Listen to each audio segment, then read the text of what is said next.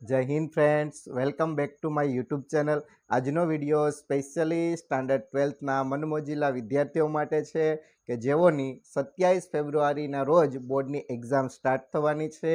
તો ઘણા વિદ્યાર્થીઓને ડર પણ હશે અને ઘણા વિદ્યાર્થીઓ તેની આતુરતાથી રાહ પણ જોઈ રહ્યા હશે. એનું કારણ છે કે જે વિદ્યાર્થીઓએ વર્ષ દરમિયાન સરસ મજાની તૈયારી કરેલી છે, તો એ વિદ્યાર્થીઓ બોર્ડની એક્ઝામ ક્યારે સ્ટાર્ટ થાય અને ક્યારે પૂરી થાય અને ત્યારબાદ તેઓનું જેટલું પણ ટેન્શન છે એ દૂર થાય એ બાબતની રાહમાં હશે. અને ઘણા વિદ્યાર્થીઓ એવી રાહમાં હશે કે કાશ એક્ઝામ માર્ચ મહિનામાં આવી હોત તો મારી પ્રિપેરેશન થઈ જાત.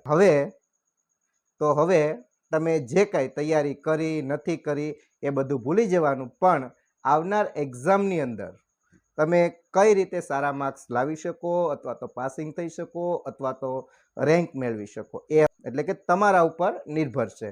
હવે આજનો જે લેક્ચર છે એ સ્પેશિયલી સ્ટાન્ડર્ડ 12થના આર્ટ્સ, કોમર્સ અથવા તો સાયન્સમાં અભ્યાસ કરનાર વિદ્યાર્થીઓ માટે છે કે જેઓને ફંક્શન નામનો જે ટોપિક છે ગ્રામરનો, એ પરીક્ષામાં પૂછાતો હોય છે. હવે ફંક્શન એટલા માટે ઉપયોગી છે, એનું કારણ એ છે કે ફંક્શન જે વિદ્યાર્થીઓ મારી પાસે અભ્યાસ કર્યો છે એને તો ખ્યાલ જ છે કે તમે આ ટોપિક છે એ ખૂબ જ સારી રીતે માર્ક્સ કવર કરી શકો છો.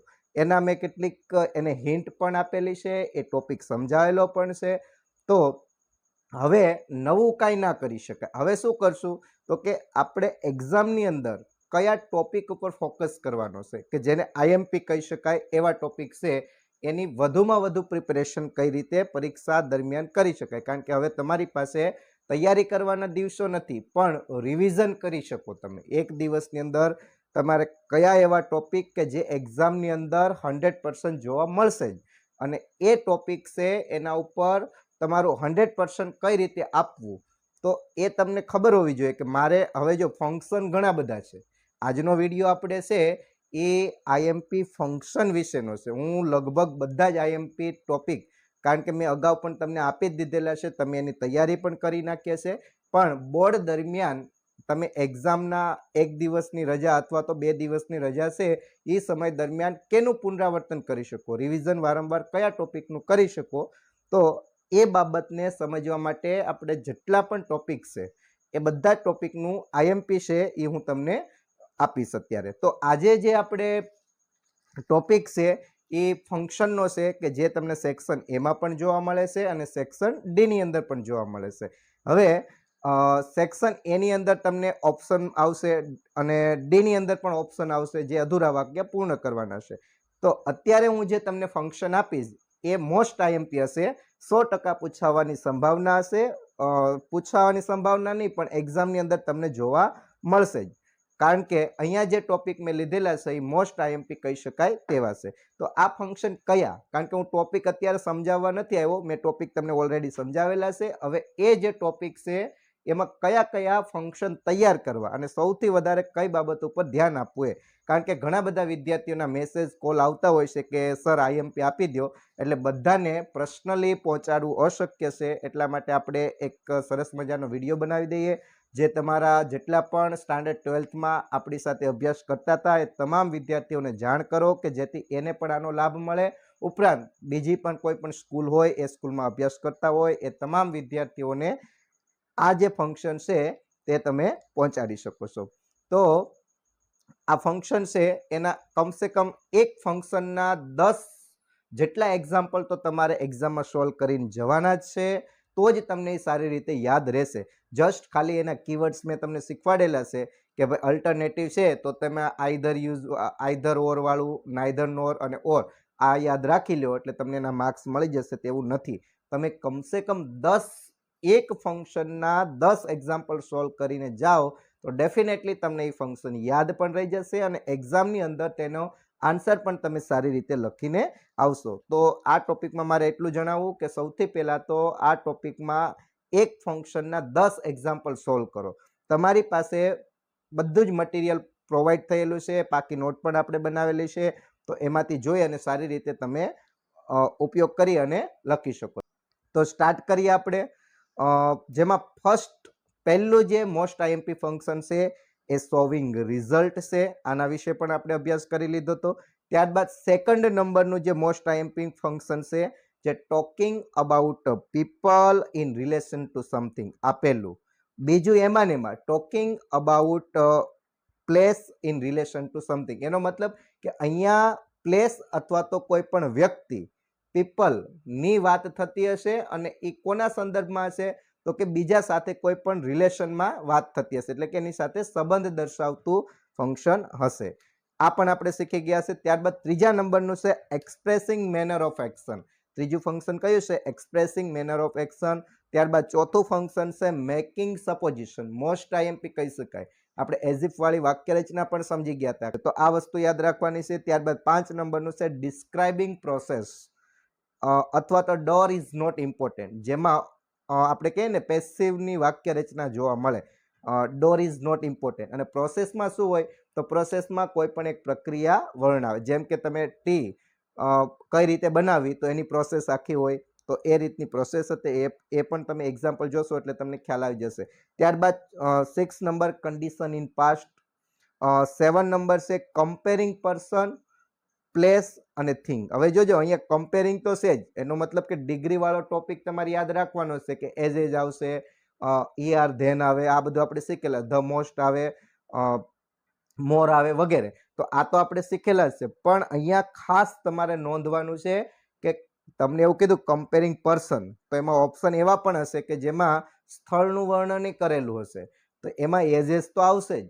તો એ તમારે જોવાનું છે કે કમ્પેરિંગ પર્સન એટલે વ્યક્તિની જ સરખામણી કરવામાં આવી હોય. ક્લિયર બધાને?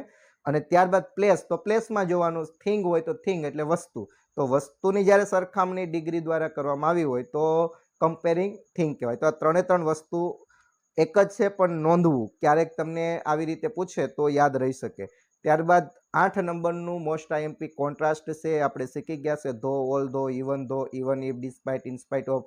આ બધા જે કીવર્ડ છે એ કોન્ટ્રાસ્ટના છે.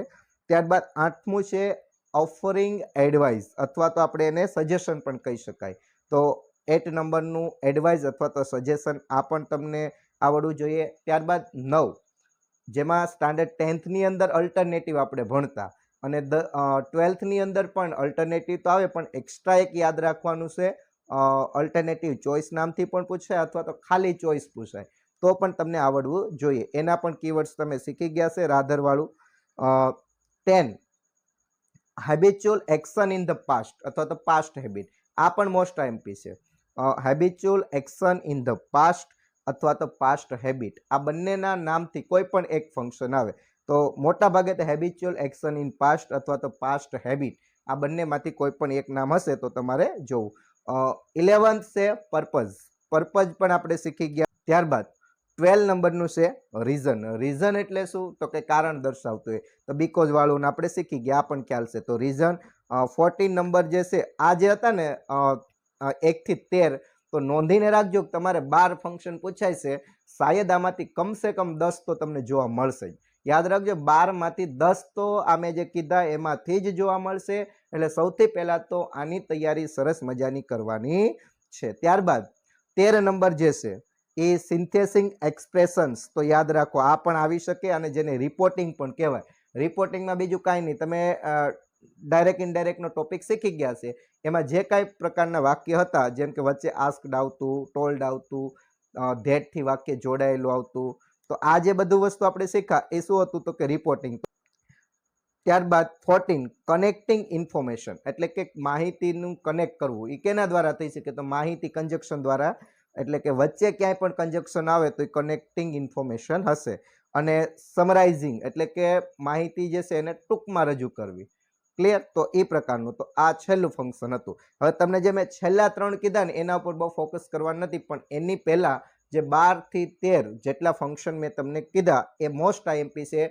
એના એક ફંક્શનની કમસે કમ 10 એક્ઝામ્પલ સોલ્યુશન કરેલા હોવા જોઈએ એક્ઝામના આગલા દિવસે જે તમે તૈયારી કરતા હોય ત્યારે. એટલું તમે કરશો એટલે ડેફિનેટલી તમને એમાં પૂરા માર્ક્સ મળવાની સંભાવના છે. અને આ રોકડિયા છે, આમાં કાંઈ તમારે લખશો તેના માર્ક્સ કપાશે નહીં, કારણ કે ઓપ્શન છે, ઓપ્શન લખશો તો માર્ક્સ તમને મળશે. હા, ઘણીવાર આપણે જોતા હોય કે હવે 12 માર્ક્સ માટે કેટલી તૈયારી કરવી, તો 12 માર્ક્સના કોઈ પણ પ્રશ્ન માટે દરેક યુનિટમાંથી કમસે કમ 10 પ્રશ્નો પાકા કરો છો થિયરિકલ સબ્જેક્ટની અંદર. ક્લિયર? તો અહીંયા તમારે 12 માર્ક્સ માટે કમસે કમ 14-15 જેટલા એટલે કે 14 થી 15 જેટલા જ ફંક્શન તૈયાર કરવાના છે. બાકી તો તમે જોયું હશે તમારી મટીરિયલની અંદર કે ઘણા બધા ફંક્શન છે, એ બધા કરવા બેઠો ને તો સવાર થઈ જાય. હા, તો પાછે પરીક્ષામાં આપણે ખાલી ફંક્શન જ નથી પૂછાતા, બીજા પણ ટોપિક છે. હવે આ હતા ફંક્શન. આશા રાખું છું કે આ વિડીયો તમને ખૂબ જ યુઝફુલ થયો હશે. અને સૌથી પહેલાં તો તમામ 12થના તમારી પાસે મિત્રો છે, ગ્રુપ છે, તો એની અંદર શેર કરી દો, જેથી આ વિડીયો એને પણ બેનિફિટ આપે. અને બીજી સ્કૂલમાં અભ્યાસ કરનાર વિદ્યાર્થી છે કે જે અત્યારે ગોતતા હશે કે આઈએમપી આપો, તો એવા સ્ટુડન્ટને પણ આ વસ્તુ શેર કરો, જેથી એને પણ એનો બેનિફિટ મળી રહે. તો મળીશું એક નવા જ ટોપિક સાથે ફરીથી. આ જ વિડીયો પૂરો થાય ત્યારબાદ બીજો વિડીયો જે છે એ આપણે બનાવીશું. આઈ થિંક WH ક્વેશ્ચનનો હશે અથવા તો સેક્શન ઈનું જે આઈએમપી આપવાનું બાકી છે તે હશે. તો આશા રાખું છું કે તમને આ વિડીયો હેલ્પફુલ થઈ હશે. જય હિન્દ.